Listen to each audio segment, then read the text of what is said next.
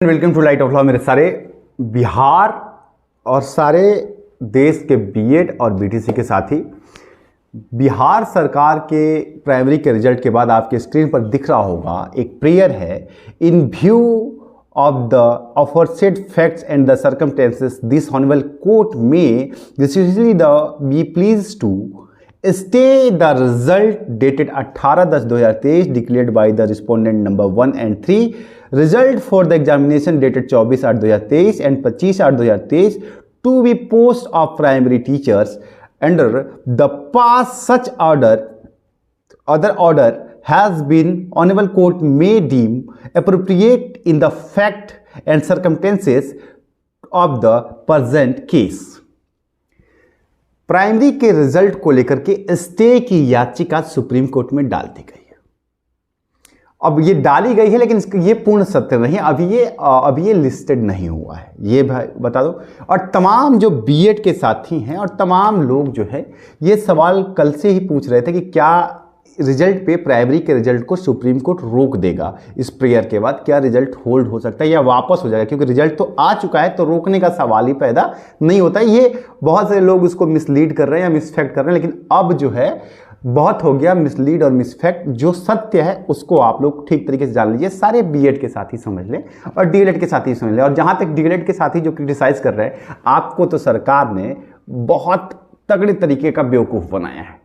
कैसे बनाया है इसके ऊपर भी आते हैं, लेकिन एक बार जो डीएलएड के साथी है उनको भी जरा बताओ। देखिए जरा आप समझिए, अभी तक जो ब्यौरा आ रहा है जो बाहरी मीडिया में चल रहा है, 40,000 नियोजित शिक्षकों को नियुक्ति दी गई है इस भर्ती में प्राइमरी के अंदर। अगर वो 40,000 नियोजित शिक्षक ही हैं, चलिए ये डेटा अगर सोशल मीडिया पे थोड़ा कम बेस ज़्यादा कर लेते हैं तो 30,000 ही मान लीजिए, 10,000 घटा लीजिए तो 30,000 नियोजित के शिक्षक चले गए।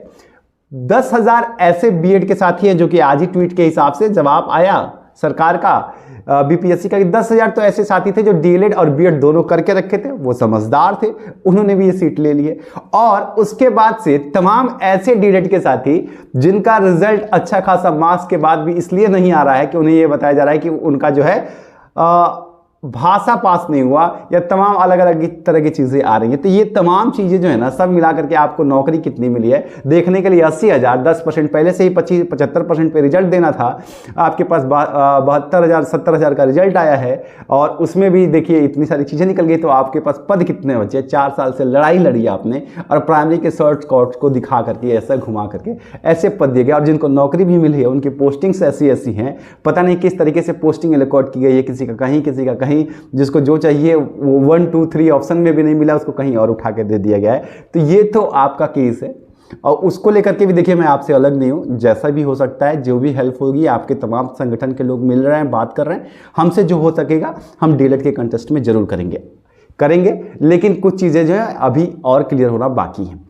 फिलहाल आ जाते हैं इस स्टे एप्लीकेशन के ऊपर कि जो प्राइमरी का रिजल्ट रिलीज हो गया। तो देखिए सबसे पहले तो इस स्टे एप्लीकेशन की ये बात कि रिजल्ट को रोका जाए, रिजल्ट रुक नहीं सकता है क्योंकि रिजल्ट जारी हो चुका है। अब इस रिजल्ट के प्रभाव और साथ ही देखिए तो सरकार जो है बीपीएससी जो है और सरकार शिक्षा विभाग इतने तेजी में इसको काम कर रहा है। देखिए डॉक्यूमेंट वेरिफिकेशन शुरू हो चुका है इसका। सरकार का ये बहुत क्लियर सा बात है कि वो जल्दी से जल्दी इसको क्लोज कर दे ताकि 30 तारीख को सुनवाई है कोर्ट के अंदर इस मामले में और 30 तारीख से पहले ये प्रक्रिया खत्म कर लें और फिर ये लेकर के जाएंगे इस बार कि हमने तो पूरी प्रक्रिया पूरी कर ली। तो वहां पर इस रिजल्ट पे स्टे मिलना उतना इजी टास्क नहीं है, लेस जब तक कि कोई सॉलिड ग्राउंड ना दिया जाए। क्योंकि देखिए यहां पर 2 चीजें आपको और समझनी पड़ेगी। हां लेकिन एक उम्मीद है, मैं ये भी नहीं कह सकता हूं कि बिल्कुल सुप्रीम कोर्ट स्टे नहीं देगी, लेकिन सुप्रीम कोर्ट स्टे देगी तो रिजल्ट पर नहीं देगी, इसके प्रभाव पर रिजल्ट दे देगी कि अभी आप नियुक्ति मत कीजिए, अभी आप इनको ज्वाइनिंग मत दीजिए। ये कर सकती है सुप्रीम कोर्ट, लेकिन उसके लिए भी कुछ हार्ड एंड फैक्ट्स जैसे जो चीज़ें चाहिए जिसके लिए लगातार डेटा कलेक्ट किया जा रहा है। तो तमाम पहलू और भी हैं जो आपको समझना पड़ेगा। देखिए मैं आपको कोई भी सपना नहीं दिखाना चाहता, क्योंकि जिस तरीके से बीएड के सपने टूट रहे हैं लगातार और जिस तरीके से एक बड़ा नेटवर्क बन गया है चंदा का, हर आदमी चंदा कलेक्ट कर रहा है अलग अलग जगहों से, कोई कुछ कह के चंदा मांग रहा है। सिर्फ बीएड को मतलब एक अलग ही चीज़ देखने को मिल रहा है। मतलब मैं इतने दिन से वकालत कर रहा हूँ, मैंने आज तक कभी 1 रुपया आप लोगों से नहीं मांगे किसी चीज़ के, लेकिन देख रहा हूँ हर छोटी से छोटी चीज़ के लिए पैसा दीजिए, ये भी चल रहा है। तो मैं ऐसे फैक्ट्स में आपको लेके नहीं जाऊँगा। देखिए रिजल्ट बीपीएससी ने जब दिया उसके पहले बीपीएससी जो है कोर्ट में गई थी, इस बात को समझिए। उसने सीकिंग रिलीफ बीएड के लिए मांगा था, जो कि उस टाइम उसको तत्काल में नहीं दी गई, और उसमें भी उन्होंने बीपीएससी ने यही कहा था, मतलब बिहार शिक्षा संस्थान ने यह कहा था कि हमारे पास टीचर्स की कमी है, क्वालिटी एजुकेशन नहीं हो पा रहा है, राइट टू एजुकेशन का वायलेशन हो रहा है, 30 पर 1 टीचर नहीं, हम जल्दी से जल्दी इसको ठीक करना चाहते हैं, इस बेस पर हमको मौका दीजिए। तो वहाँ जब रिलीफ नहीं मिला तो इनके पास एक ग्राउंड तो ये है कि हम इसमें अगर फंस जाएंगे तो हमारे बच्चों का भविष्य खराब हो जाएगा, एक ग्राउंड ये है। दूसरी बात ये है कि 13 तारीख की सुनवाई में बिहार सरकार की तरफ से स्पष्ट ये कह दिया गया कि हमारे पास कोई स्कोप नहीं है, हमारे पास कोई और सिचुएशन नहीं है जिसमें कि हम कुछ नहीं कर सकते, हमारे हाथ बंधे हुए हैं सुप्रीम कोर्ट के तरफ से। तो हम इसको लेकर के, तो इसमें जो सरकार को कटघरे में खड़ा करने वाली बात है वो तो नहीं हो पाएगा। रिस्पोंडेंट नंबर 1 या 2 3 जो है वो जो है कटघरे में नहीं आएगा इसमें, क्योंकि उसने अपनी तरफ से प्रक्रिया के लिए सुप्रीम कोर्ट में आवेदन दिया था, लेकिन सुप्रीम कोर्ट ने उसे रिलीफ नहीं दी। अब आ जाते हैं आपके तीसरे और मेन थिंग के ऊपर कि जो केस बीएड के बच्चों ने बिहार में किया है, और इस कॉन्टेस्ट में ये कहा जा रहा है कि जब हमारा मामला ऑलरेडी सुप्रीम कोर्ट के अंदर विचाराधीन है, ऐसे में आप रिजल्ट कैसे जारी कर सकते हैं। तो देखिए इसमें एक चीज बड़ा स्पष्ट है कि इसकी सुनवाई एक डेट पे हुई 13 तारीख को, है ना, और 13 तारीख को स्टे की मांग नहीं की गई, जो एक बड़ी चूक हुई है। 13 तारीख को जब बेंच शिफ्ट की जा रही थी और सीधा सीधा ऑनरेबल जस्टिस बोपन्ना और MM सुंदरेश जो हैं, उन्होंने जब इस केस को जब वहां से ट्रांसफर किया था बेंच बदलने के लिए चीफ जस्टिस के पास, और अभी जो है ये केस जो है वो अनिरुद्ध बोस, ऑनरेबल जस्टिस अनिरुद्ध बोस की बेंच में चला गया है। तो उस वक्त ये मांग करनी चाहिए थी कि जब तक कि मतलब इस केस की सुनवाई ना हो जाए, मामला पूर्ण तरीके से स्पष्ट ना हो जाए, तब तक इसमें कोई आगे की कार्रवाई ना हो, रिजल्ट ना निकले। ये मांग आपको उसी वक्त करना था, तब जाकर के ये मामला आज आपके हाथ में होता, रुका रहता, लेकिन वहां पर किसी ने मांग नहीं की। और मैं इस बात के लिए स्पष्ट कहता हूं कि ये बात मैंने आप लोगों को बताई थी, मतलब पब्लिकली नहीं बताई थी। देखिए मैं बहुत सारी चीजें आप केस को लेकर के ना पब्लिकली नहीं बता रहा हूं, क्योंकि कई बार मैं चीजें बता देता हूं और फिर कुछ साथी जो हैं वो सुन लेते हैं और फिर उसके हिसाब से वो उसका काट निकाल करके अपने केस में प्रेजेंट कर देते हैं। इसलिए मैं केस से संबंधित बहुत ज़्यादा डिटेल्स नहीं देता हूं कि ये चीज़ें कीजिए, लेकिन मैंने बताया था कि ये मांग करनी चाहिए थी। वहां उस वक्त इतनी हड़बड़ी में पता नहीं ये मांग की ही नहीं गई कि स्टे कर दिया जाए। अब जो है ऑनरेबल जस्टिस बोस के बेंच में जब ये मामला जाएगा तो वहां एक और चीज़ आपको समझना होगा कि ऑलरेडी 3 जजेस का बेंच जो है उसने बीएड को वहां पे रिलैक्सेशन देने से मना किया था सुप्रीम कोर्ट के द्वारा। हालांकि हाई कोर्ट में भी अब केस चला गया है। अब हाई कोर्ट से कुछ हो, सुप्रीम कोर्ट से ज्यादा उम्मीद आप स्टे की हाई कोर्ट से कर सकते हैं, क्योंकि हाई कोर्ट इस बात के ऊपर स्टे दे सकती है कि जब मामला सुप्रीम कोर्ट में जारी है, अब इस पर सुनवाई नहीं हुई है, फैसला नहीं आया है, तो आप रिजल्ट यहां पर कैसे जारी कर दिए। तो हाई कोर्ट सुप्रीम कोर्ट का रिस्पेक्ट करते हुए यहां पर आपको स्टे दे सकती है, लेकिन सुप्रीम कोर्ट से स्टे मिलने से ज्यादा आसान हाई कोर्ट का है। तो हाई कोर्ट के केस को ज्यादा मजबूती से लड़ा जाए, पहली बात तो ये। दूसरी चीज यहां पर यह है कि अब जब सेम बेंच में ऑनरेबल जस्टिस बोस की बेंच में गई है, यहां पर सिर्फ एक ही ग्राउंड है कि प्रक्रिया विचाराधीन है।